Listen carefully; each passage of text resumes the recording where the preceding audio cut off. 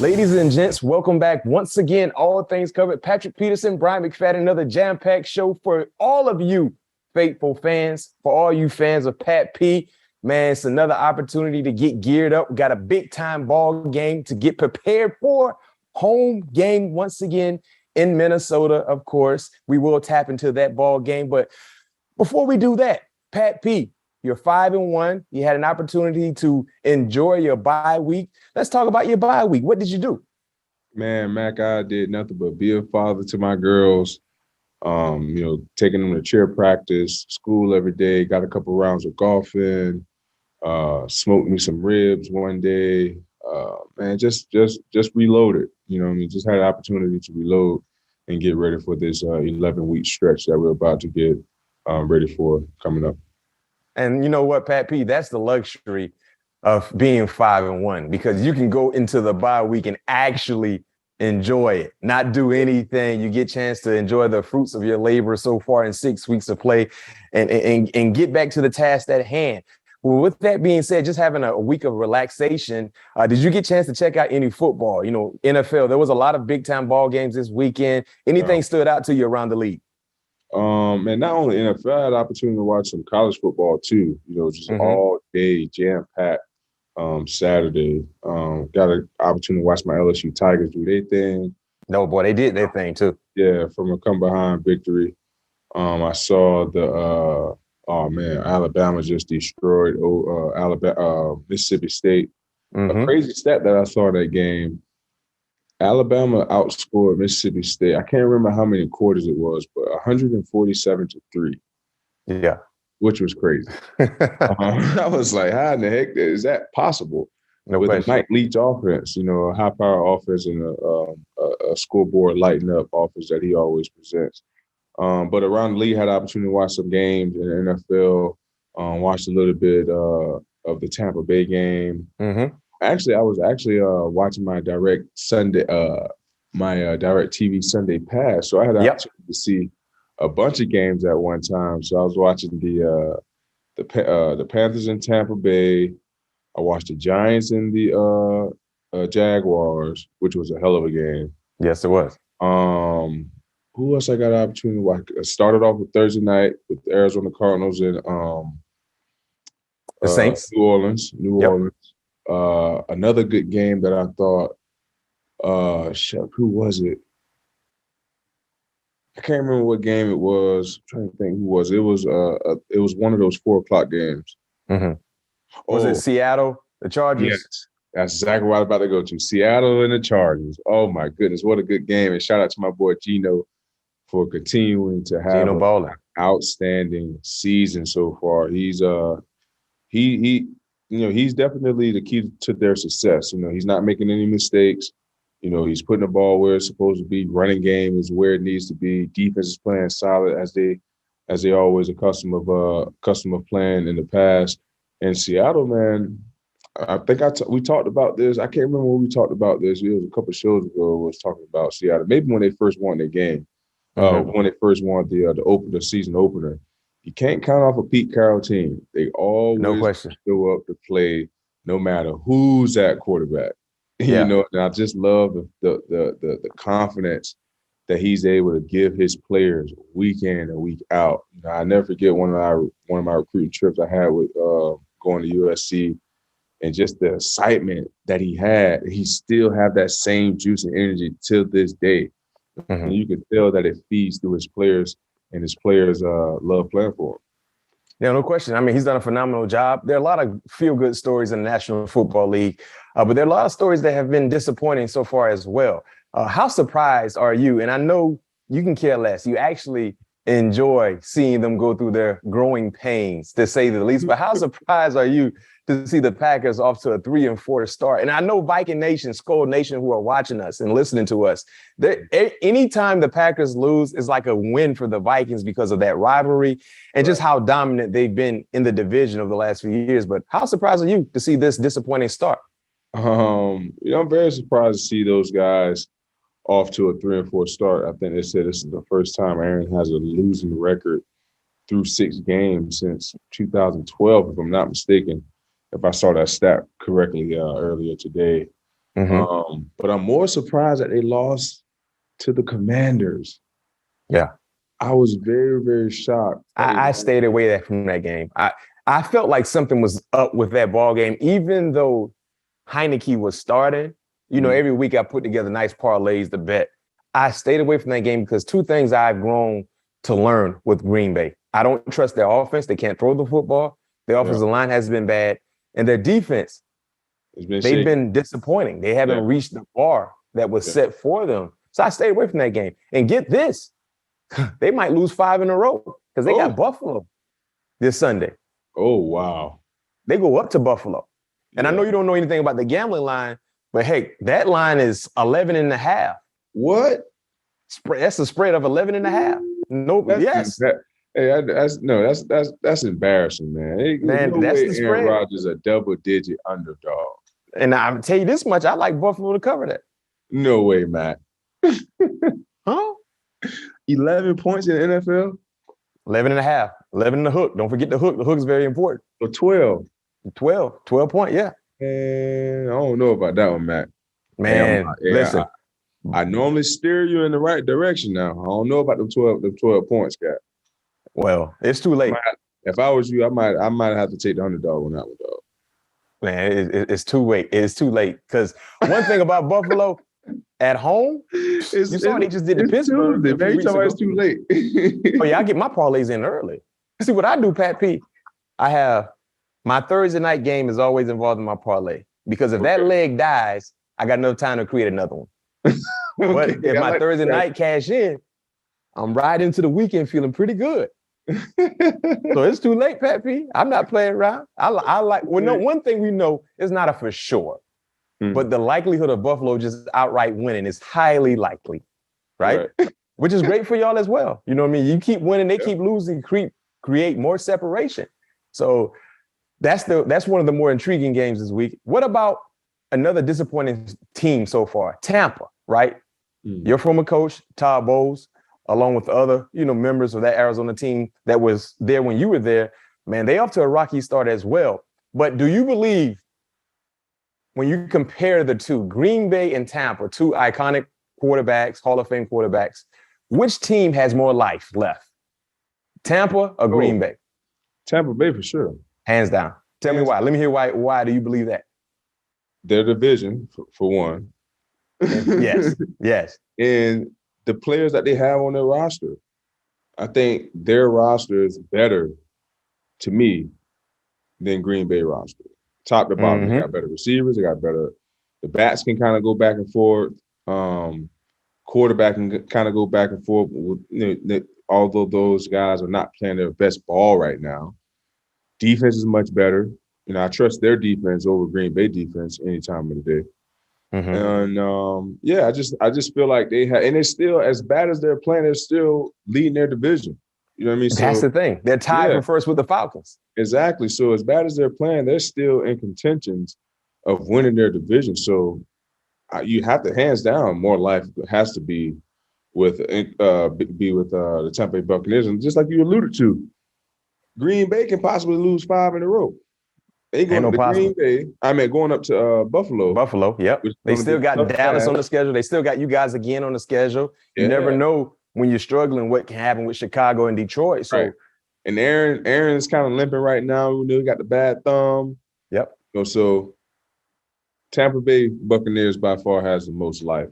Throughout the rest of this season. And get this: the Packers, the Buccaneers, Rams, 49ers all entered the season with the top 4 odds to win the NFC. No, none of those teams have a winning record right now. So, I mean, it's wide open in the NFC. The sense of urgency gotta be there because listen, the top 4 teams that had the best odds in the beginning of the season don't even have a winning record right now. Right. Man, you guys are sitting pretty right now. Just got to stay focused and stay dialed in and take care of your business. What about these two teams, right? Which team has surprised you the most? That has shocked you the most? I'll say this. And let's go up to the Big Apple. Man, I love New York and you love New York as well. But who has shocked you the most? The Giants being 6-1 or the Jets being 5-2? The Jets. The Jets. Just because I'm saying the Jets, just because they have a defensive head coach. Defensive head coaches always get, grief of, not having an opportunity to put together a winning product. It's hard for them to win games. They win games ugly, this, that, and the other. But Rob's doing it. He's out there finding a way to win ball games, and I love the way the defense is playing, especially up front. Obviously, the back end is playing well as well. Yep. But the guys up front are getting after the quarterback, and that's where it all starts from. It's starting to remind me of, the 2015 49ers, when those guys were just relying on those four guys getting after the quarterback, playing with vision, playing with eyes, guys breaking and making plays on the football, and just have your offense just play complementary football. Run the ball, chew up some clock. Don't turn the ball over. Get points. Whenever those times presents themselves, and just play solid defense. Have special teams split the field every once in a while. Those guys are definitely, to me, the most shocking. Especially coming from where what those guys had to endure last year. Yeah, for the Jets, man, feel good story for both teams. I think the city should be on fire. If you're a Jets fan, it's okay to root for the Giants and vice versa. But the Jets got some adversity they got to fight through because they lost some key players this past Sunday against the Broncos. Elijah Vera-Tucker, offensive lineman who's been playing real good football. They lost Breece Hall, who has been balling. Breece Hall, he's out for the year. I think both guys are out for the year, if I'm not mistaken. So those are two significant players they got to try to replace. They traded for James Robinson from Jacksonville, so that should help when it comes to depth on the offensive line side. But so far, man, they, like you said, Pat P, similar to what you guys have been doing. They're finding ways to win. So that's a plus. And when you look at when it comes to being an underdog, the most outright wins as an underdog this season, you got the Giants number 1 at 5-0, Seahawks 4-2, and the Jets right there at 4-2 as well. So those three teams have really been the surprise of the National Football League, given the expectations or the lack thereof that was set for them coming into this year. But there's still a lot of football left to be played. There's a lot going on. What'd you say, Pat P? I said the real season about to start. No question. And Pat P, for me in fantasy, the real season about to start as well. Because I'm in 3 fantasy leagues. And Pat, you don't know nothing about fantasy, but I know a lot of our viewers and listeners know exactly where I'm at. I won all 3 leagues this week. I'm sitting pretty in all 3 leagues. I had Breece Hall, who just got out. I just made a trade, by the way, in one of my leagues. I traded for Stephon Diggs, gave up Najee Harris and Jalen Waddle. That's my big boy league. So that's the main one I got to hit in. I feel good. Had a great fantasy week. The Vikings are 5-1 coming off the bye. I got a parlay set that I think I'm going to cash in big time. I can't lose this week. I feel good, Coach. I feel real good. I feel real good. No question. Hey, you feel good. Our listeners feel good. Viewers feel good. And get this, it's now time to tap in. We're going to take a quick break, but when we come back, the next opponent is up next. That's what we're going to talk about. It's time to get into this Cardinals preview. Man, I can't wait to talk to my guy about this matchup. Woo-hoo. So there's a lot to get off your chest. Stay tuned. You don't want to miss it. We back. It's time to get fired up about this upcoming game Sunday. Pat P, this is a 1 o'clock kickoff Eastern, right? It's not a 4:20. 1 o'clock Eastern Cardinals preview. If you guys don't know, you've been living under a rock. That's the organization that drafted Pat P, gave him an opportunity. He took advantage of that opportunity, but now they're the enemy. They are the enemy. Big time win for the Cardinals this past Thursday night against the New Orleans Saints. Defensively, they had 2 touchdowns, huge touchdowns. They got their best offensive playmaker back in DeAndre Hopkins, a guy who you've went against quite a few times in your professional career. Pat P, I mean, this is the first time you will face off against your former team in your backyard. What are your emotions this time around? Because last year you had an opportunity to go there and they got the best of you guys last year. But knowing how things have been trending in the right direction for the team and for you individually, what's your emotions this time around?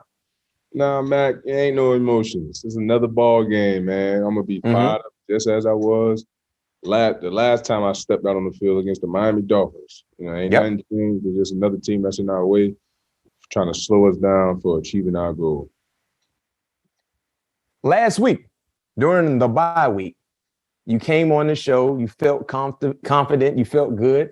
And one thing I know about Pat P, anytime he gives these prophecies, to say the least, they usually happen.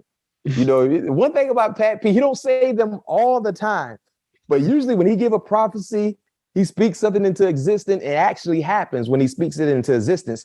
You did so Miami on the field, right? You said you was back at the crib. You said, I'm getting one today. Last week on the show, if you missed it, go check our feed, check it out. Pat P said he's not getting one, he's getting two.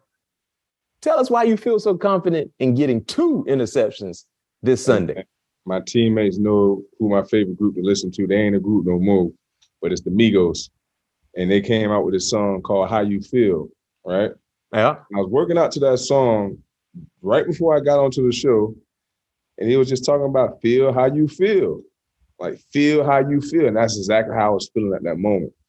And like you talked about, once Wilson find you, it's, hey, you done broke the floodgate. And Wilson is the football he's referring to. Yeah, that's exactly. The football. Wilson is the Duke, is the football. And once you pop that cherry, it's hard for it not to find you. And just so happened, the Cardinals just happened to be on the schedule coming up. And I felt good coming off the Miami week. And like I told my guys, I'm just getting started. Man, and I'm right there with you.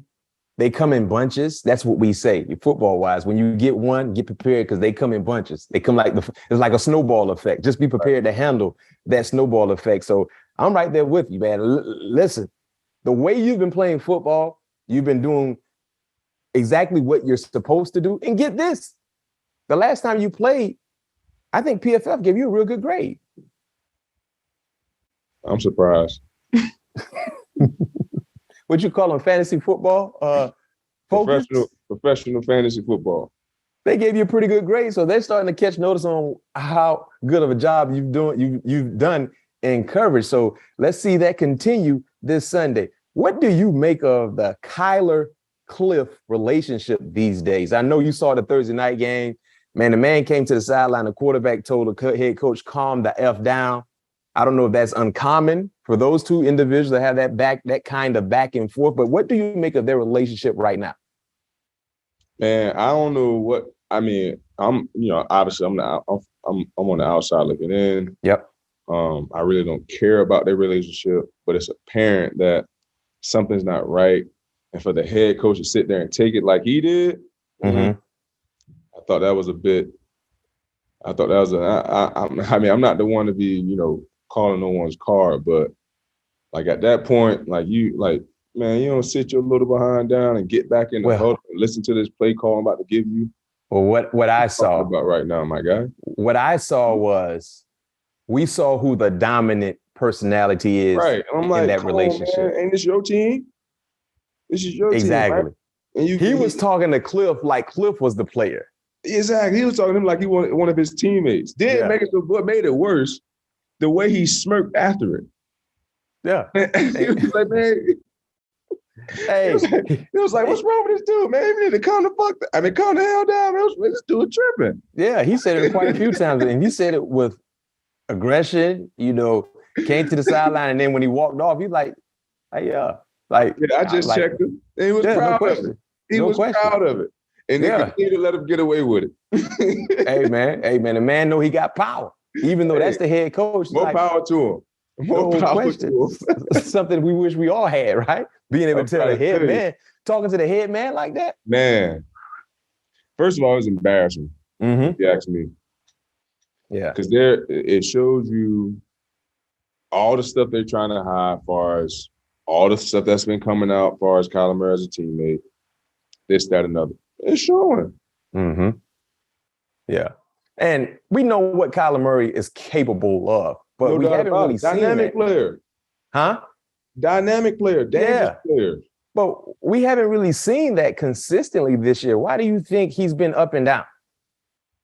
Because what Kyler has to do is he has to understand how to rely on his teammates. He has to understand how to play within the scheme, understand how to respect the game, as far as don't be out there just causing just careless turnovers.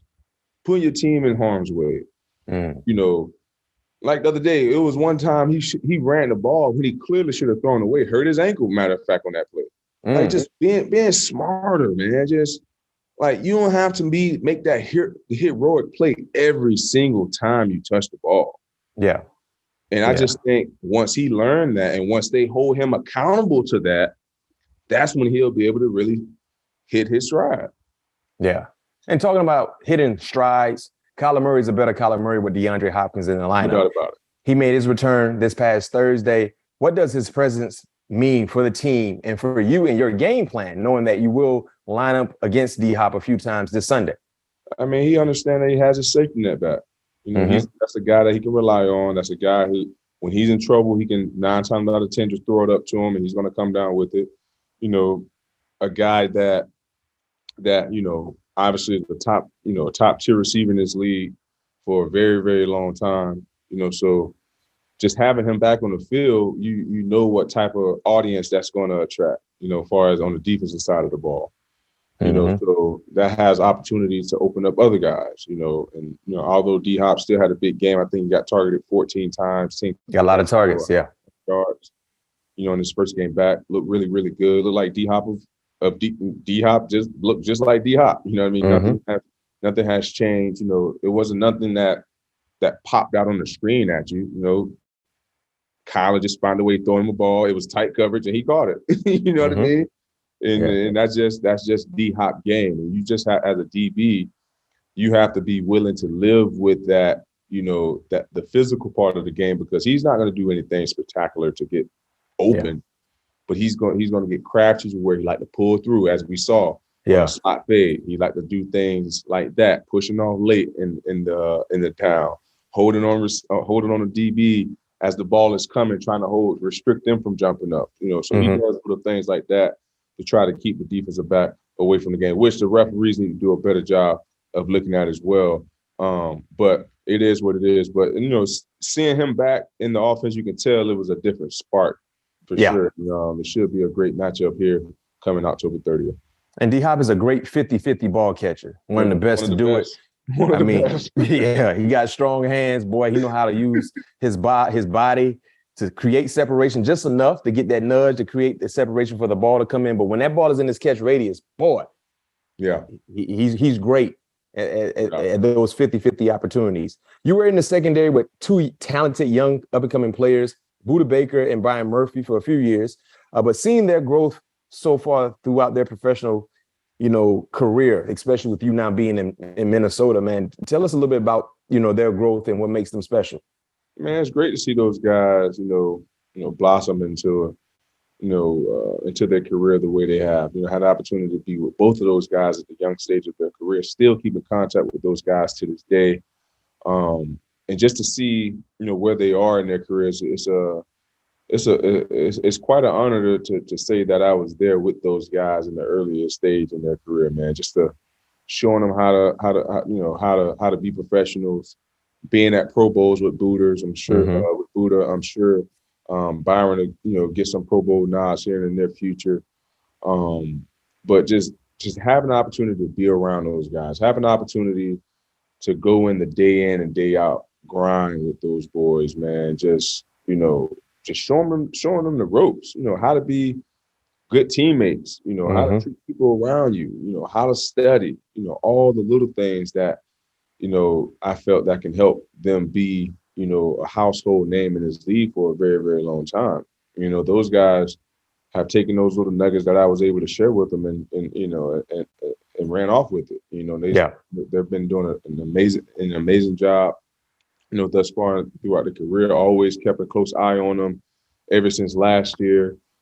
This will be one of those games I'll be standing up on the sideline, seeing what those guys do, because I pretty much know every defense that they're going to be running for the most part, you know. So just seeing those guys up and close in person and Sunday is going to be a blessing in itself. But, you know, just to see where those guys have come, it's been a pleasure to sit back and watch as well.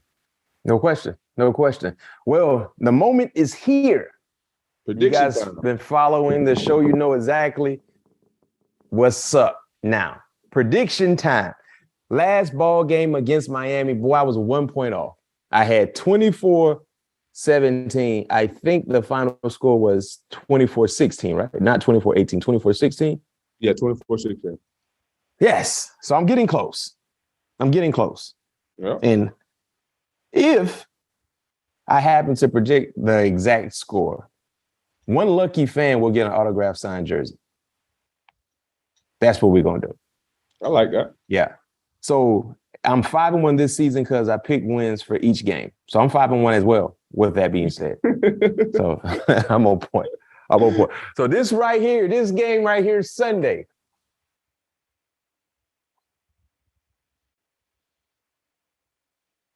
Let's go. Pat P, you ready for this? I'm listening, big dog.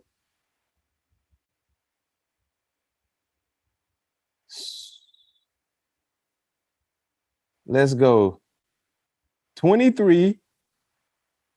So you got to think about the numbers. You got to feel the synergy. That's what you got to do. You got to feel the synergy. 23. Ooh. I'm going to go 23-16. 23-16. That's the game. That's it right there. 23-16, Vikings win. Advanced to 6-1 overall record. Pat P already gave his personal prediction. That's my team prediction. 23-16. And like I said, if I get this dead on the money, somebody gonna get an autographed jersey signed. That's for sure. So book it. 23-16. You guys cover the spread because I think you're laying 3 points right now as well. So yeah, I'm parlayed out. So I know the spread's just in the back of my mind. I only have to look on a piece of paper. I know the spread. Yep. Before we let you go to Pat P, we got a mailbag section for our show, part of our show. We got our big time fans, listeners. They chimed in and they want to ask some questions to you. So we got a few questions coming from our fans. And then we off to the races, getting ready for Arizona. The Cardinals coming to town. But before we do that, we got a few bills we got to pay. Take care of these bills. We'll be right back in a second. We back, Pat P. Man, the fans, they chimed in. They got a lot of questions for you. They want to hear your answer. Man, appreciate you guys for giving us these outstanding questions as well. We do mailbag shows where we like to hear from our fans, our listeners, our viewers. So definitely, we enjoy this opportunity. And Pat P, I know you're ready to go. First question is coming from Logan McCarty. Favorite thing about the teammates' locker room vibe this year? What's the favorite thing about the vibe in your teammates this particular year, Pat P? Man, to be quite honest with you, the vibe hasn't changed one bit. You know, it's been the same as it was last year. Everybody's hanging loose. Everybody's hanging out, playing games. I don't even know what you call this little game right here. I guess you got to go to the opposite direction. I don't know what it is. Yeah, it's like a reaction game. But, you know, everybody's doing that around the locker room. I got a game you should implement in the locker room. No, y'all don't play boot right. Yeah, we ain't bringing No. Hey. You ever heard of like the name game, right? No. So for this particular title, I'm gonna try it with you. See how fast. You got to be a quick thinker too, because you got to answer. You got to be rapid fire. So for this name, we're gonna name cars, right? Okay. So you got to name a name of a car. You did that before? No. So example, I go Ford. You got to give me a name of a car. If you go what? Ford? Ford. Like I do Ford. I say Ford, right? Right.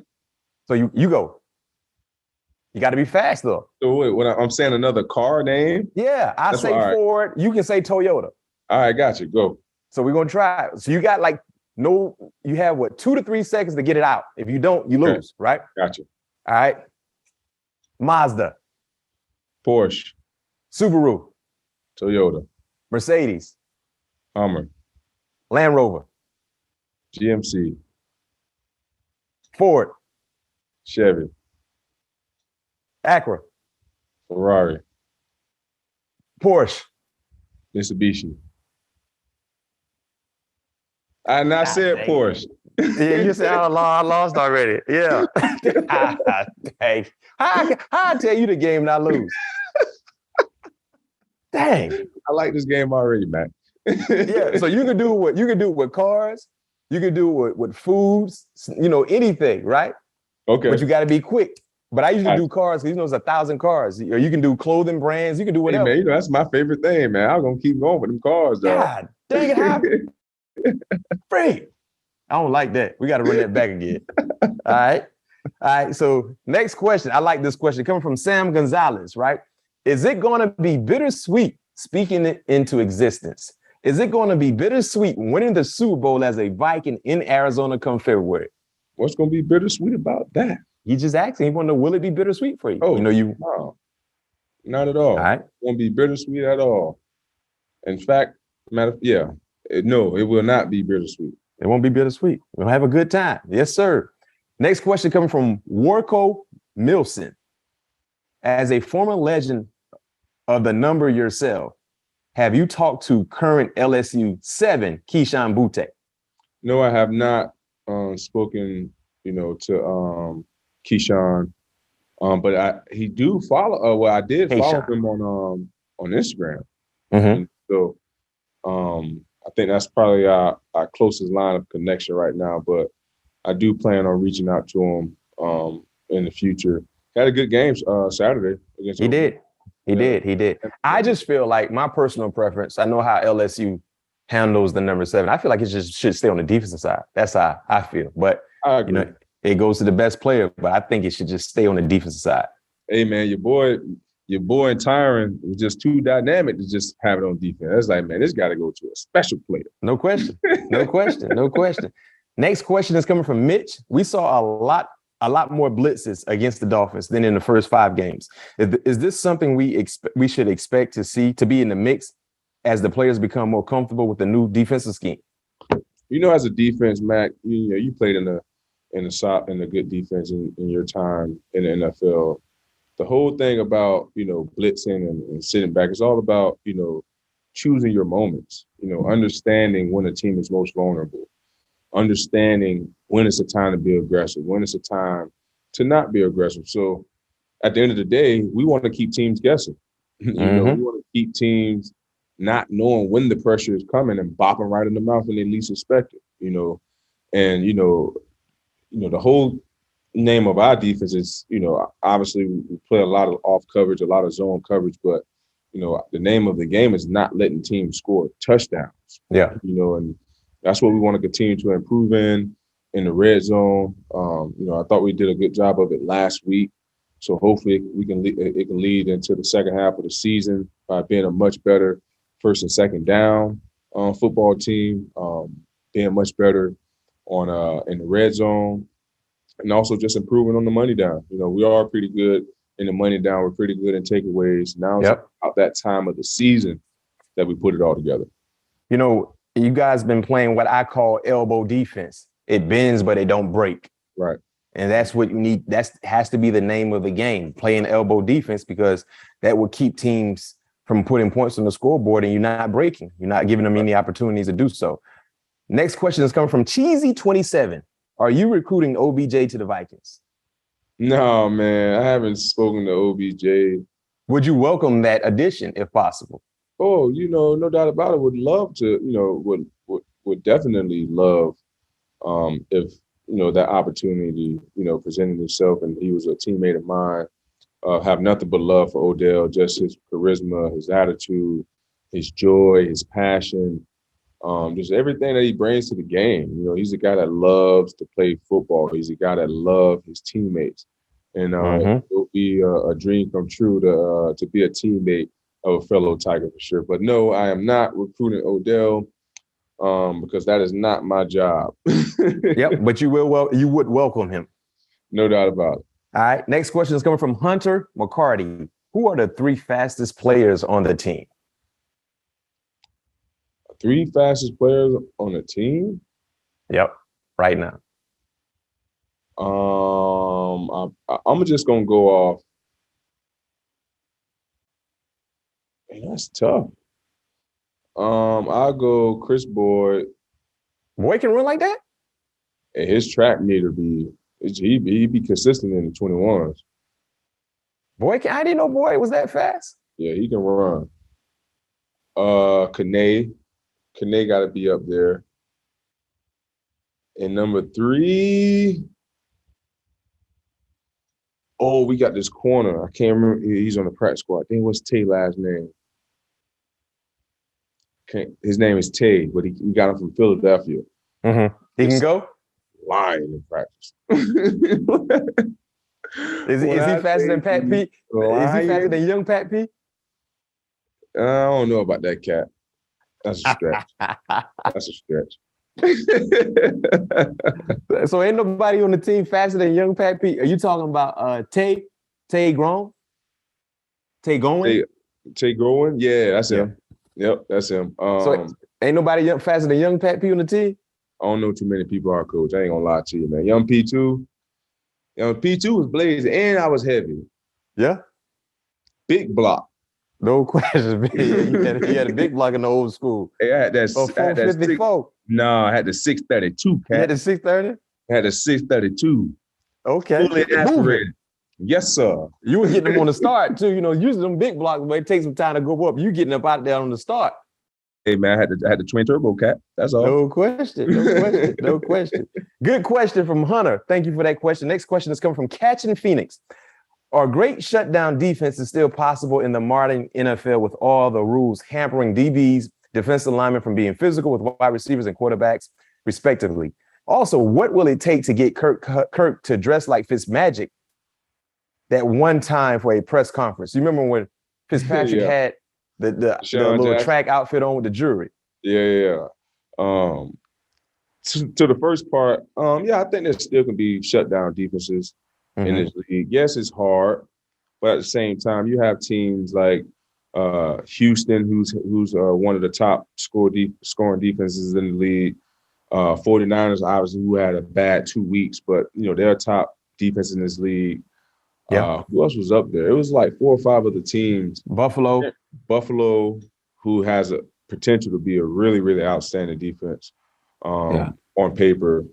And I can't remember the other couple teams, but I think there can still be shutdown defenses in this league. Although the rules, do favor, the guys on the other side of the ball, but there are ways that you can play within the rules. You can play, within the game and still, have an effect on a play. So, us as defensive players, we always having to find ways to modify our game.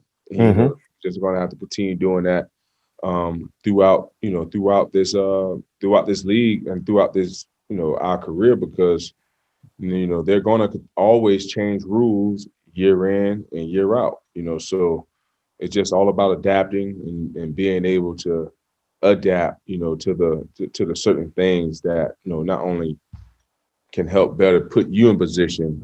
I didn't want to say better the game, but help put you in position to be successful. We got another question just inserted right now into the lineup coming from Jacob Lehman. When will the players buy Kirk a chain? Well, number one, Kirk, I know the answer to that. Kirk got enough money to buy all y'all a chain. I'm talking about buy him a chain.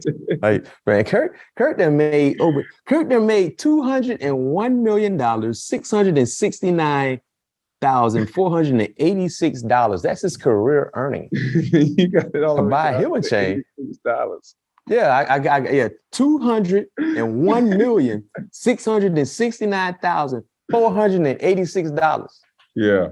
Nah, ain't nobody buying no Kirk no chain. What we're gonna keep doing is, what they gonna, because I don't have no chain myself. Well, I do own a chain, but nothing as like what them boy got freaking bricks around their neck. Well, when you go see Ice Doctor or somebody, them boys they had to get shades on, but them diamonds be dancing, boy. Diamonds gonna be dancing. But man, that's not gonna happen. That ain't happening. I don't see anybody. Sorry, Jacob. I will say this though.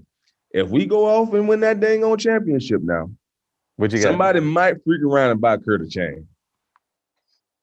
Well, kudos to them. And I can see, and the person I can see buying Kurt a chain, CD, his left tackle. I can see him buying him a chain. Duracell? Yep. I can see it happening. If anybody would do it, it'll be Duracell to buy him a chain 100%. Or have Justin Jefferson get him a grill. Oh, that would Justin. That'd be big. I don't No know question. about Kirk putting a grill in. Nah, I like to change better. Man, if y'all win a championship, ain't no telling what Kirk Cousins might do. You might see Kirk Cousins at the parade with no shirt on. You talking about? Yo, ain't no telling. What you I'm trying to mean? tell you, he ain't lying about that, coach. It's There's gonna no be telling. minus 15 with no shirt on. Sub below weather, man, degree weather, man. He might be out there with no shirt on, man. You win a championship, man. That's the pinnacle of all pinnacles. Yeah, man. Please. Hey, next question. We got two more. This one is coming from Parker. How's communication been in the secondary this season? Is this year's scheme allowing you guys to play more free? The communication has been very well on point. You know, guys have been very in tune into the game plan, very in tune with each other throughout the weeks of practice, you know, watching film together, you know, just understanding what each other see out there on the football field, because that's half the battle, making sure that you're on the same page when you're on the football field. And for the most part, you know, we have been on the same pages. I think we only gave up realistically one ball over our head, and that was in Philadelphia. And, you know, when you're able to keep the ball in front of you and have teams really earn every yard, you're putting yourself in a pretty good position to be successful in a football game. So those, the communication has been great. And that's honestly, you know, a huge key to our success, you know, having great communication on the back end, because as you know, Matt, if communication is not good on the back end, there's big plays to be made all over the place, and we've been doing a good job of keeping that roof on top of that house. Yeah, no question. Talking to one another as we are out on the football field. Yes, sir. You can't give up any freebies, because freebies can hurt you. Last question comes from Jalen. Thoughts on LSU's performance and Brian Kelly so far in year one? Man, you know what, Mac? I was a little bit disappointed after week one. Yeah, but as the season it cost you some water, but yeah. Yeah, after the season progressed, I'm getting more and more intrigued. You know, I'm getting more and more intrigued. You know, the offense is looking a lot better. Defense, Jaden Daniels been balling, man. Yeah, he's been balling. Special teams looking better. We ain't muffing no more field punts or getting no more field goals blocked. And defense is looking more stout too. I thought we started out a little shaky against Ole Miss. Didn't play well at all against Tennessee, but find a way to play well against another high-power offense. I was very intrigued to see how we were going to perform against an Ole Miss offense and a Lane Kiffin offense, because those guys are able to put points up at any given time of the ball game. And when they went up 17-3, I was like, oh, boy, let's not start this now. Yeah. Those guys went in the second quarter, made those adjustments, came back, and hell, I don't think they scored again, if I'm not mistaken. You know, so credit to Brian and the Tigers for, you know, getting those guys back on track, getting those guys back in ranked in the college football rankings. I believe we're top 25 now. I don't know exactly where we are, but you know, all signs are pointing up right now. I love the way where we're trending right now. A tough 4-week season coming up, and everything's right there in front of us still. You know, we win these games. We went out. You know, we handle our business week in and week out. We can end up still being in the SEC championship. I mean, I think right now you guys are atop the West right now, beating Ole Miss, and you know Alabama has a loss already. Yeah. You know, so in the West, but granted, Alabama lost to Tennessee, which is not a division loss, but you guys are right there in the top of the division currently. So you take care of your business, and you find your way in Atlanta in December, SEC championship game. So everything is in front of you, like you said. Appreciate all of our fans chiming in with these outstanding questions. We appreciate you. Man, it's a wrap. It's a wrap for this week's show. My prediction for this game against the Arizona Cardinals is 23-16. Pat gave his individual prediction. Road to 6-1 starts now. And Pat P, let's do this. I know you mentioned this as well off the record. You know, if any of our fans have an ideal of a potential Vikings guest, a guy they would love to hear talk and chat it up with us, give us who you would like to see on All Things Covered, right, Pat P? Like any of your teammates. Give us some feedback who you want to hear on the All Things Covered pod, and I do my best to get them on. No question. Fill up the comment list. I think Zadarius right now is probably the leading vote getter right now. But you can comment. We'll comment in the replies as well. But let us know, you know what I mean? Especially with this big game, man. It could be a big time playmaker Sunday outside of Pat P that you guys might want to hear from after this outstanding game. So, like Pat said, he'll do his best to get him on the show. But you guys know how we rock and roll. Every show is a jam-packed show because we in it. And that's what we do. All things covered. Pat P, Brian McFadden. For all you faithful fans that are going to the game, make sure you're loud, make sure you're disrespectful, and make sure you're fired up, and make sure you cheer like you never cheered before. SKOL Nation, stand up. See you when we see you.